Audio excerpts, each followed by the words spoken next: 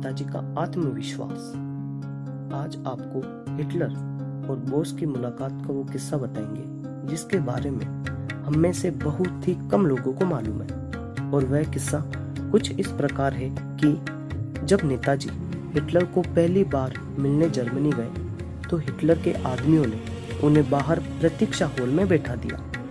नेताजी उसी दौरान बैठे बैठे किताब पढ़ने लगे। थोड़ी देर बाद एक आदमी आया जो कि हिटलर का हमशक्ल था और नेताजी के साथ बात करके चला गया। नेताजी ने कोई भाव व्यक्त नहीं किया। थोड़ी देर बाद दूसरा आदमी हिटलर के वेश में आकर नेताजी से हिटलर बनकर बात की।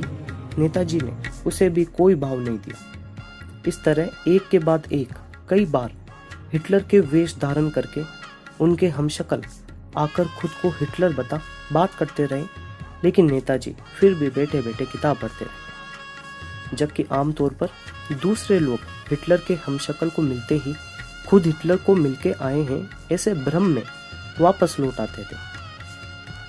आखिर में खुद हिटलर आया और आते ही हिटलर ने नेताजी के कंधे पर हाथ रखा। नेताजी तुरंत बोल उठे, हिटलर। हिटलर भी आश्चर्य में पड़ गया और नेताजी से पूछ बैठा कि इतने सारे मेरे हमशक्ल आए फिर भी आप मुझे कैसे पहचान गए, जबकि हमारी पहले कभी कोई मुलाकात नहीं हुई। तभी नेताजी ने जवाब दिया कि जिसकी आवाज से ग्रेट ब्रिटेन के प्रधानमंत्री भी कांपते हैं, उस सुभाष चंद्र बोस के कंधे पर हाथ रखने की गुस्ताखी इस दुनिया में सिर्फ हिटलर कर सकता है, दूसरा कोई नहीं, और ना हिटलर का कोई आदमी। तो कुछ इस प्रकार का था वो किस्सा और हमारे नेताजी का आत्मविश्वास।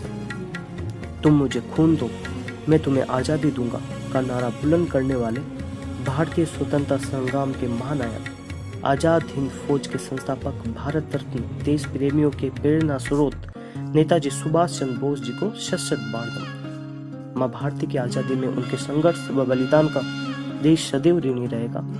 जय हिंद, वंदे मातरम, जय हिंद, जय भारत। माँ भारती के सच्चे सपूत को बारंबार नमन। जय जय हिंद।